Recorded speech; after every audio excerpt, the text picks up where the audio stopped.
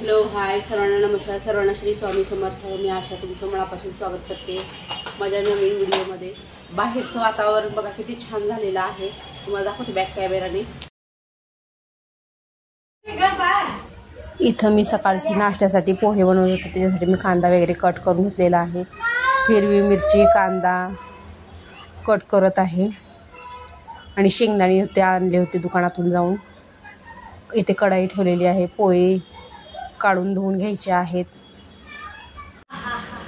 किराणा भरायचा आहे पण जेवढा किराणा आहे ते आधी संपवावा म्हणलं.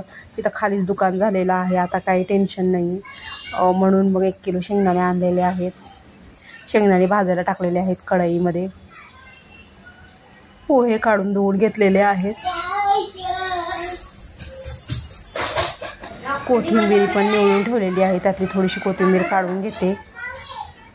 कढीपत्ता पण आणलेला आहे भरपूर सारा गावावरून. तोच निवडून ठेवलेला आहे. शेंगदाणे काढून घेतलेले आहेत. आता तेल टाकते 2 माप आणि त्याच्यामध्ये जिरे मोहरी मिरची कढीपत्ता कांदा टाकून चांगलं परतवून घेते व्यवस्थित.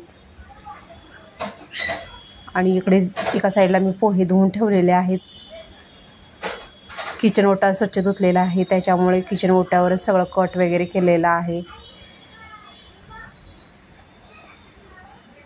कामं भरपूर सकाळी लवकर उरकली होती. आता थोडंसं म्हणजे गावी जाऊन लवकर उठायची सवय लागली असल्यामुळे लवकर उठते आणि कामं पण लवकर खूप आवडतात.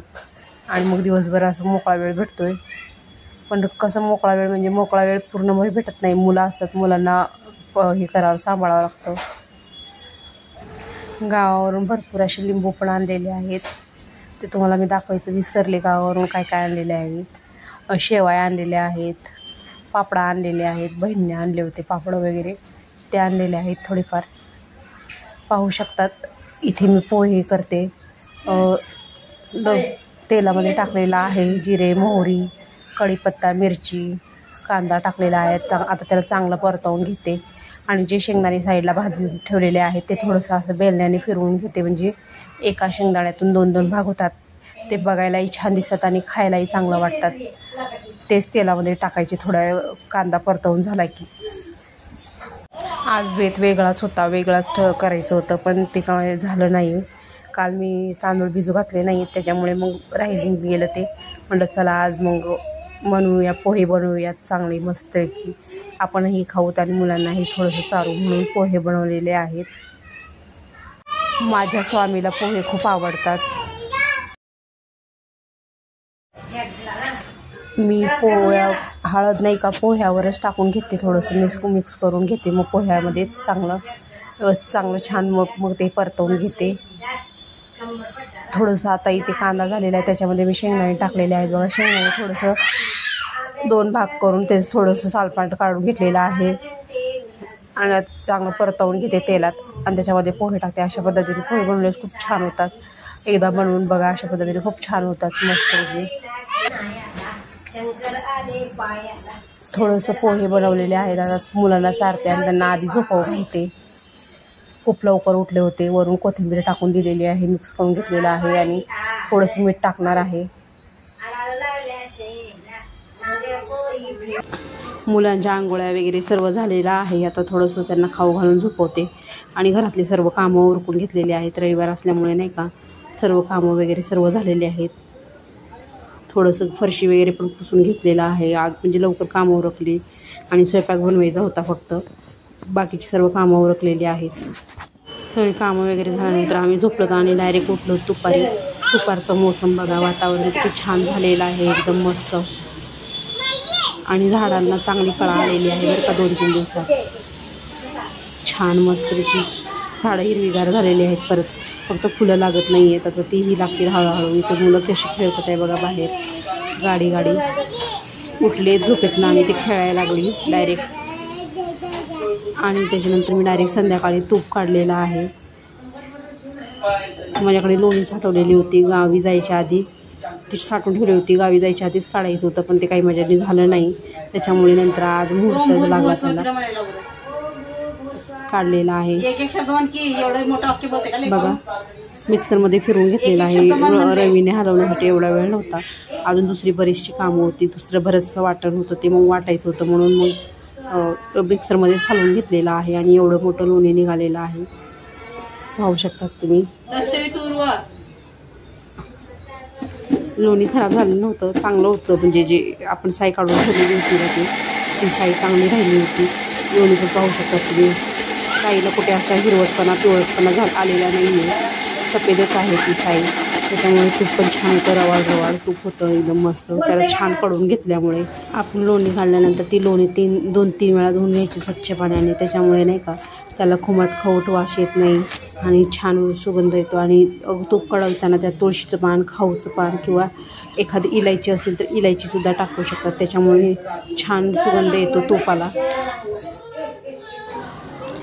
करीबन अर्धा किलो इतकं तूप निघेल एवढं लोणी झाली होती. आणि बरोबर छोटं चहाचं पातेलं भरलं होतं, म्हणजे अर्धा लिटरचं तरी असेल तेवढं पूर्ण भरलेलं होतं. इथे मी लोणी काढून ठेवलेलं आहे आणि दुसरीशी बरीचशी कामं केलेली आहे. लोणी काढून 2-3 वेळा धुवून घेतलं आणि त्याला कढवायला ठेवलेलं आहे. तूप कढवत एका साईडला मी ते जिरे, लसूण आणि मीठ आणि कोथिंबीर यांना एकत्र वाटून ठेवलेलं आहे. म्हणजे ते कोणतीही भाजी करताना त्याच्यामध्ये टाकलं की ते सोपं जातं आणि छान टेस्टही येते भाजीला. त्याच्यामुळं मग ते मिश्रण ते सुद्धा वाटून ठेवलेलं आहे. माझ्याकडे शेंगदाणे भाजून वाटून ठेवायचे आहेत. अजून शेंगदाण्याला बघू आता वेळ भेटला तर भाजून वाटून ठेवणार आहे, नाही तर मी ते उद्याच वाटून ठेवणार आहे. कारण की भरपूर उशीर झाला होता आणि परत रात्रीचा स्वयंपाक पण होता. मुलांमुळे एवढं सगळं पॉसिबल होत नाही. जसं जमेल तसं मी करत असते. आणि आज थोडा रविवार असल्यामुळे नाही का थोडंसं मी पण असं म्हणजे आळशीपणा केलेला.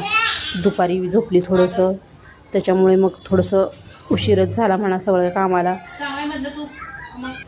आता इथं मी लोणी झालेली आहे माझी सर्व काढून. आता इथं मी चांगली स्वच्छ धुवून घेणार आहे 2 ते 3 पाण्याने लोणीला, जेणेकरून आपल्या लोणीला खवट वास येऊ नये म्हणून. तुम्ही पाहू शकता कढई पण धुवून घेतली. आणि मी आतमध्ये घरामध्ये किचनमध्ये काम करत होते आणि आईला बाहेर म्हणत होते की नाही का थोडंसं चिवला शुभम करोती वगैरे म्हणायला लाव, थोडंसं गुरुर् ब्रह्मा गुरुर् विष्णू गायत्री मंत्र वगैरे असं म्हणायला लाव म्हणून सांगत होते बाहेर. आणि मी सुद्धा अधूनमधून म्हणून दाखवत होते चिवला. आणि चिव थोडंसं असं तोत्र बोलते, थोडं तोत्र म्हणते, पण म्हणते ती ऐकते पण तोच. आणि स्वामी ऐकत नाही, थोडंसं उद्धटपणा करतो बरं का हे या सर्व बाबतीत. आणि छानपैकी असं लोणी निघालेलं आहे, भरपूर लोणी निघालेलं आहे. आता चांगलं धुवून घेतलेलं आहे, त्याला धुवून घेणार आहे. म्हणजे धुवून घेणार आहे 2-3 पाण्याने आणि कढवायला ठेवणार आहे. मी तुम्हाला सांगते या 1-1.5 वर्षात तर मी कधीच तूप विकत घेतलेलं नाही. माझं घरगुतीच तूप बनते आहे आणि भरपूर प्रमाणात निघत आहे, तेच मी वापरत आहे. नाही तर पूर्वी मी आणायची, पण आता आणत नाही विकत तूप. पाहू शकतात माझं पातेलं भरलेलं आहे तुपाने आणि एकदम छान तूप निघालेलं आहे बघा. हे पहा, सुगंधही चांगला येत आहे त्याला.